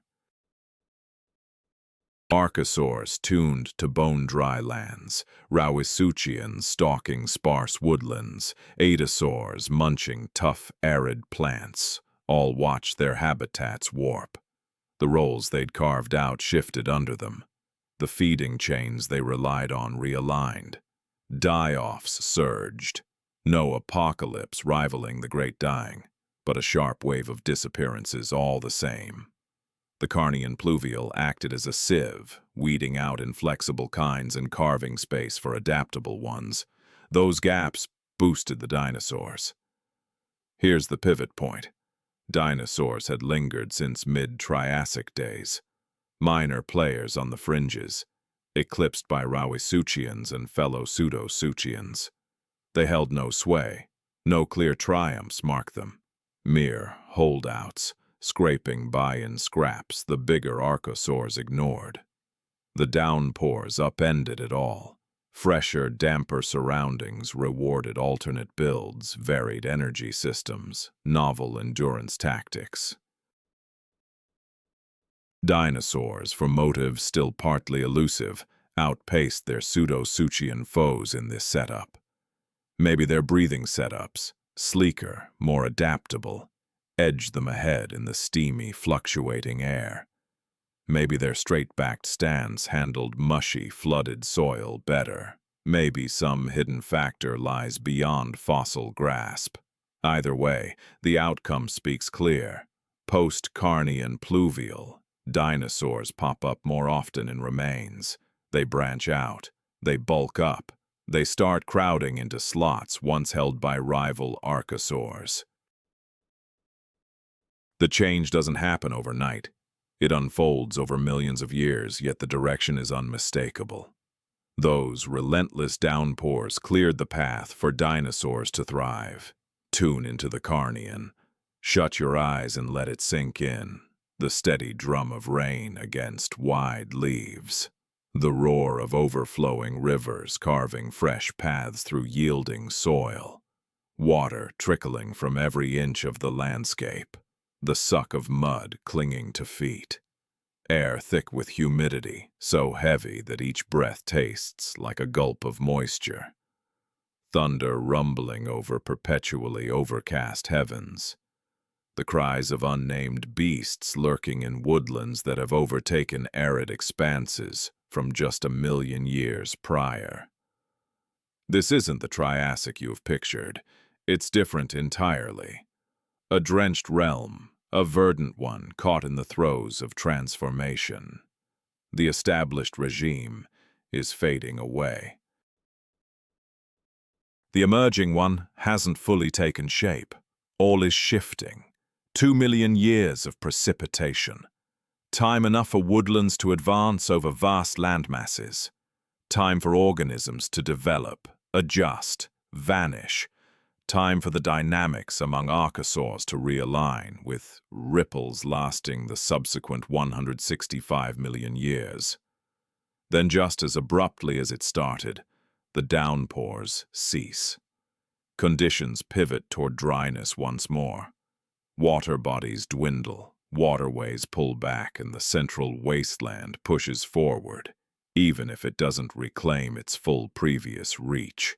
The Carnian pluvial episode concludes, ushering in the late Triassic. Yet the landscape that arises post-deluge differs profoundly from what preceded it. Dinosaurs now stand more robust. The Rauisuchians have lost ground. The course is locked in. The inaugural era of true dinosaur supremacy is on the verge. Early dinosaurs don't resemble overlords. They're modest in size, many comparable to canines, others scarcely bigger than fowl. They stride on hind limbs, a rarity for that era. Extended tails steady their frames during sprints. Forelimbs remain compact, claws ready to seize, dentition ideal for snaring tiny quarry or ripping foliage. They lack grandeur. They hold no sway. They merely exist, slipping into voids within habitats molded by elder, grander lineages. Eoraptor, its moniker translates to dawn thief, a fitting label. This beast, identified from remains in Argentina, around 231 million years old, ranks among our earliest dinosaur discoveries. Roughly a meter in length, tipping the scales at about 10 kilograms, it likely consumed anything procurable or scavenged, bugs, minor vertebrates, or even flora, during lean times for meat. Eoraptor was versatile, enterprising, resilient. Herrerasaurus grew bigger, unmistakably carnivorous. Measuring 3 to 4 meters, it ranked as one of the largest dinosaurs of the late Triassic, though future theropods in the Jurassic and Cretaceous would overshadow it. Its fangs curved and edged, crafted for rending meat. Hindquarters robust, geared for the chase. Herrerasaurus hunted actively, among the initial dinosaurs honing skills in preying on fellow vertebrates. These primordial dinosaurs coexisted with Rauisuchians, Adasaurs, Phytosaurs. They claimed no top spots in predation. They didn't lead in grazing. They carved out lesser roles, dwelling under the influence of beasts that had dominated prior to the Carnian reigns. Still, they proliferated. The form that yielded Eoraptor and Herrerasaurus in South America surfaced elsewhere on Pangaea. Dinosaurs branched out, adjusted, secured positions in biomes stretching from future Europe to future Africa. The supercontinent served as a conduit, and dinosaurs mastered its routes. In May 2024, scientists revealed a find underscoring the wide dispersal of nascent dinosaurs. The specimens originated in Zimbabwe, near Lake Kariba's edges, where the Zambezi River forms an enormous man-made reservoir.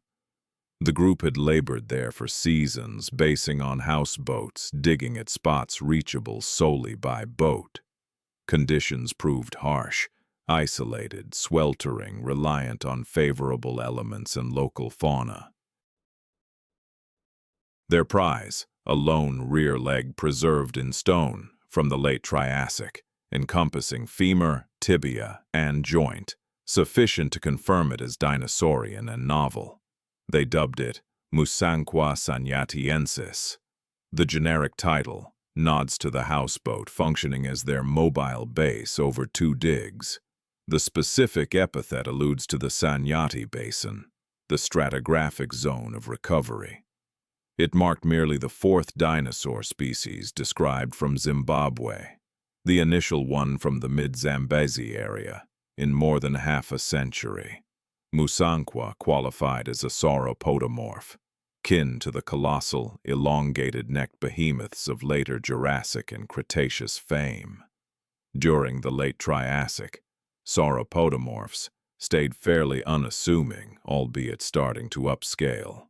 Weighing around 390 kilograms, Musanqua stood out as one of the bigger dinosaurs from its era. It ambled on hind legs alone, feeding on plants while inhabiting a landscape blending wooded areas and open plains. What makes this find significant isn't Musanga's uniqueness. It's its everyday nature. This was an African dinosaur sharing the core anatomy of kin from South America, proving that early dinosaurs formed interconnected groups rather than separate clusters.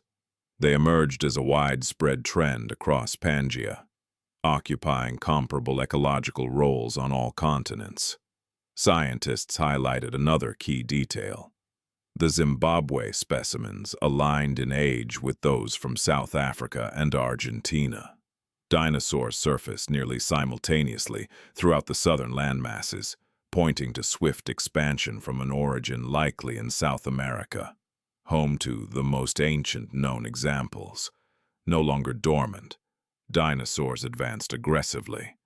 The Carnian stage had unlocked opportunities. Ancient Pseudosuchian rulers faltered, their habitats unsettled, their supremacy eroded. Dinosaurs, armed with superior breathing mechanisms and versatile builds, surged forward, yet dominance eluded them still. Rauisuchians stalked the woodlands, Edosaurs patrolled river edges, Phytosaurs ambushed in waters. The late Triassic marked a shifting landscape, its fate undecided though its direction evident. Dinosaurs ascended gradually, relentlessly, one generation at a time. They seized expanding territories. Dawn's light pierced the horizon. A new era loomed. Plateosaurus matched the heft of a compact vehicle, a marked advance. Mid-Triassic dinosaurs barely reached 10, 20, or 50 kilograms. But Plateosaurus scaled up to hundreds, even 4,000 kilograms in the biggest specimens. Spanning 6 to 10 meters, it sported a modest head atop an elongated neck, a robust torso, and sturdy rear limbs capable of bipedal or quadrupedal stance. The behemoths had entered the scene. As a prosauropod, Plateosaurus represented an initial branch in the line that would yield history's mightiest terrestrial creatures: Brachiosaurus, Diplodocus, Argentinosaurus, the colossal sauropods of Jurassic and Cretaceous epochs, all trace back to kin like this. Its design was unmistakable: extended neck to access foliage, expansive belly to ferment fibrous greens, sheer bulk warding off threats. Late Triassic deposits in future German territories brimmed with Plateosaurus remains. Bone accumulations in mass graves reveal clusters of many individuals perishing en masse, likely mired in sediment, starved by dry spells, or felled by disasters that piled their bones. These sites indicate Plateosaurus traveled in packs, roamed the terrain collectively, and devoured plants in volumes that molded surrounding habitats. They pioneered as dinosaur megafauna browsers, though not the inaugural giants. Dicynodonts and rhynchosaurs had claimed that space earlier in the Triassic, but those groups waned. Dicynodonts vanished or dwindled to near extinction.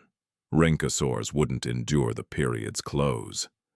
Plateosaurus and allies stepped into a void held by predecessors for eons.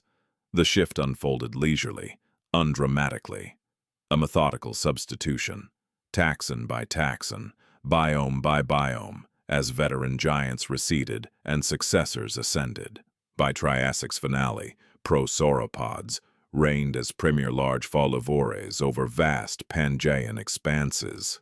Yet the dinosaur's origins remain a paleontological puzzle.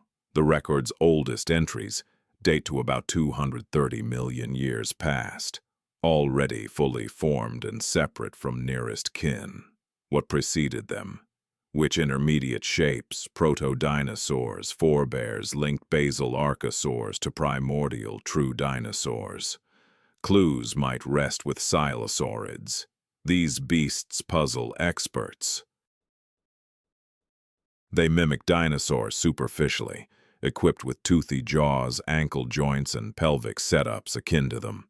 But do they qualify? The contention has split the field for years. Certain scholars deem silesaurids the nearest non-dinosaurian cousins, forever on the cusp. Others contend they're bona fide dinosaurs, basal ornithischians, destined to spawn Triceratops and Stegosaurus. In October 2024, a Brazilian find reignited the discussion. Unearthed in Parnaso do Sul, within Rio Grande do Sul's southern reaches, the specimen had lain unnoticed for years in scantily exposed stone, spotted by a doctor called Pedro Lucas Porcela Aurelio. He contributed the specimen to a local university, where the paleontologist Rodrigo Tempmuller undertook the meticulous process of excavating and examining it. The result was a silesaurid, yet one displaying a peculiar trait. Typically, early sacral vertebrae, the fused elements linking the spine to the pelvis, numbered fewer, but this example possessed 3, a hallmark of dinosaurs. One of the defining features of that clade, the distinction separating silesaurids from dinosaurs, was starting to fade. They christened it Gondwanax paracensis. The genus name translates to Lord of Gondwana, nodding to the southern supercontinent destined to split from Pangaea. The specific epithet pays tribute to the nearby town of Discovery. Dating back 237 million years, it ranks among the most ancient silesaurids known and could qualify as one of the earliest dinosaurs, contingent on where exactly one delineates the divide. The ramifications are profound. Should silesaurids count as primitive dinosaurs, then the group's origins would predate current fossil evidence by millions of years. Diversification would have kicked off in the mid-Triassic, rather than solely in the late Triassic. The ascent of dinosaurs would unfold as a more gradual, extended affair than previously envisioned. Muller tempered his interpretations with restraint. A single find couldn't settle a long-standing controversy spanning decades.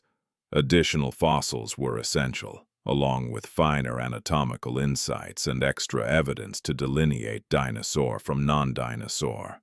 Still, Gondwanax had propelled the discussion ahead. The line between the two groups felt far more ambiguous now. The inaugural giants were appearing on the scene. Plateosaurus in Europe, various prosauropods spanning Pangaea. Substantial sizes were turning commonplace in places where they'd once been exceptional. Dinosaurs were expanding, branching out, seizing habitats that would remain theirs across the subsequent 165 million years. And amid that distant obscurity along the hazy frontier of silesaurid and dinosaur, the dynasty's true beginnings stayed concealed, poised for the next relic to surface from stone. Pangaea was fracturing. The sounds of it seem almost audible. Far below, the mantle roiled with activity. The mechanisms that had bound the supercontinent for 100 million years were now undoing themselves. Fissures were forming, prolonged, irregular gashes in the planet's skin that would grow into the Atlantic Ocean. The continents initiated their leisurely migration to configurations familiar from today's globes. This splitting unleashed infernos. The Central Atlantic Magmatic Province, or CAMP, stands as one of the planet's most massive volcanic episodes.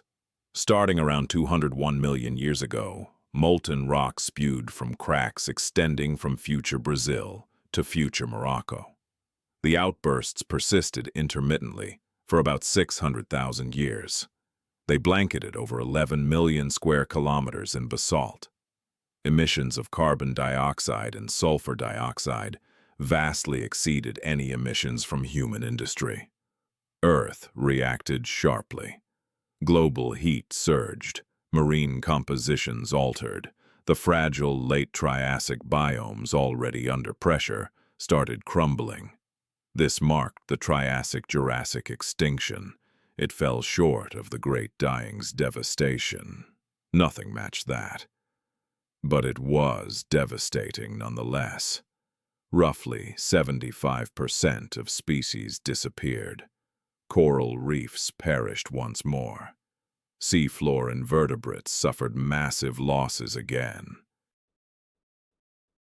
Terrestrial creatures, which had weathered the Permian extinction and painstakingly repopulated the globe over 50 million years, encountered yet another purge.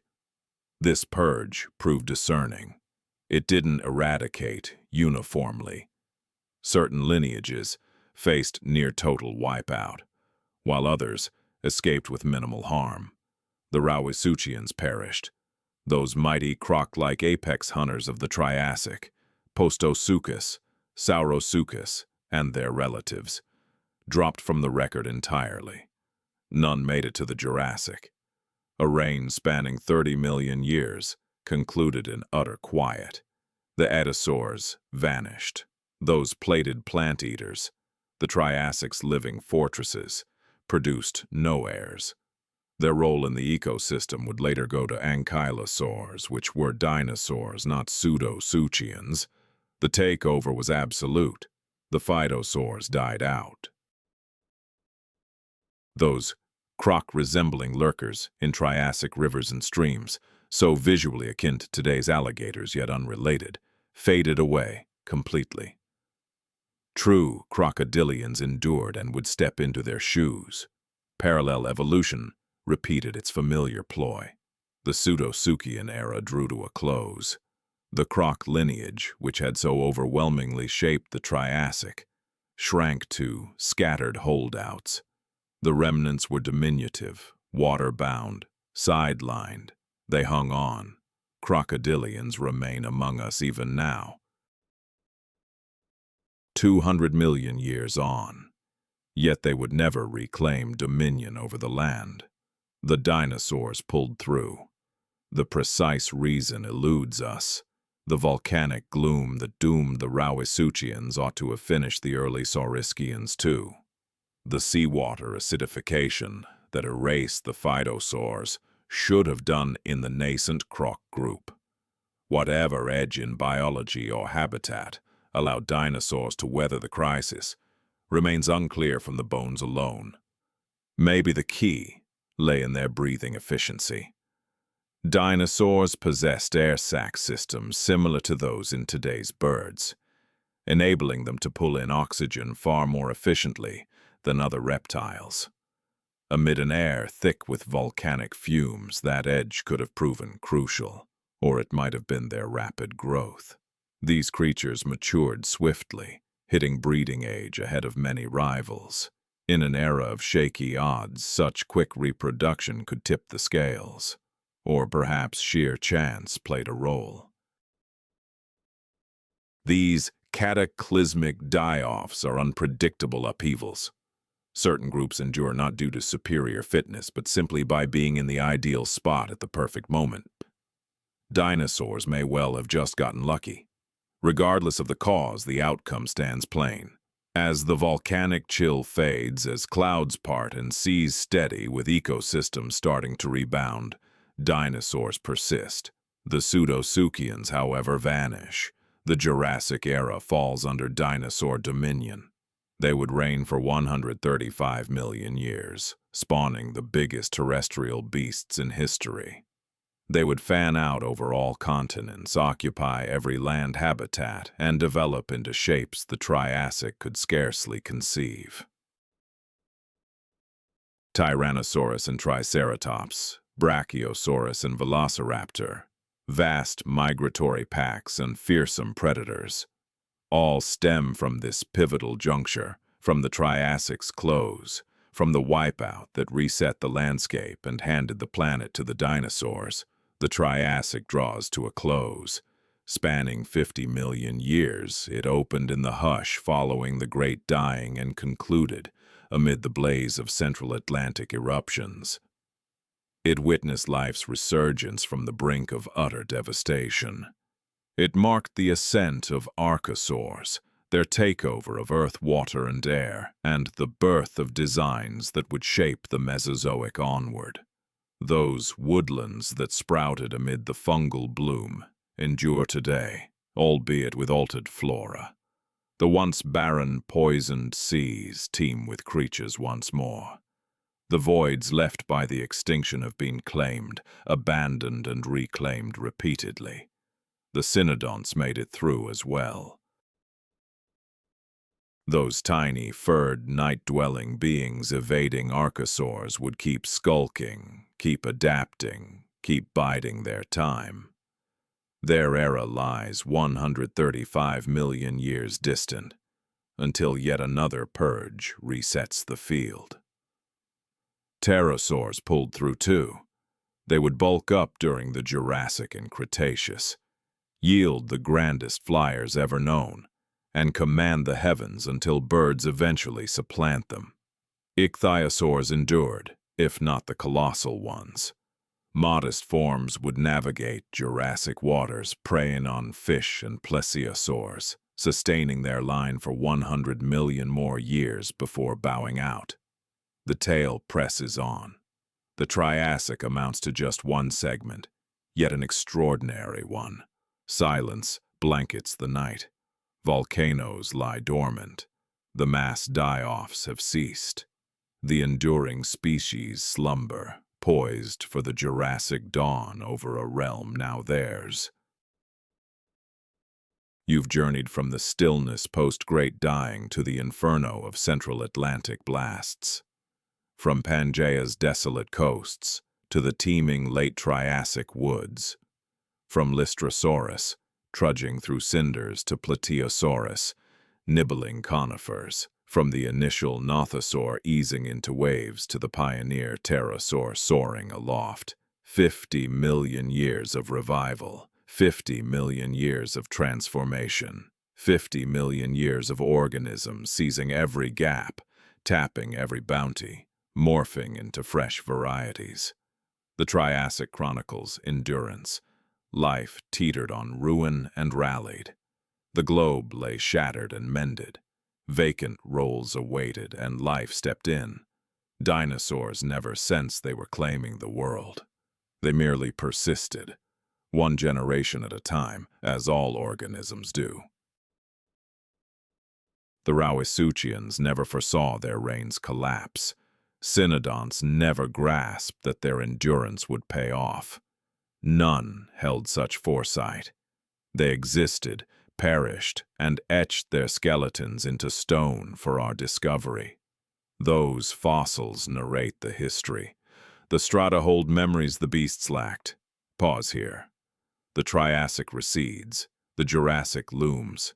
A domain of colossi, a realm of marvels, a landscape sprouted from Triassic roots. That's a separate narrative. A fresh evening, a new voyage across eons. For the moment, tranquility holds. The great dying has passed. The extended rebound concludes. Dinosaurs dream of tomorrows beyond their ken. You might too. The Triassic lingers into daylight. Fossils await in the stone. The chronicle unfolds steadily. Through each find, each fragment, each diligent researcher. Drift off now. Earth has rotated for 4.5 billion years. It will turn on as you sleep. Continents will inch along further. Stars will arc above. The vast expanse of time that cradles the Triassic will cradle you as well in this fleeting instant amid the silent shadows. Good night.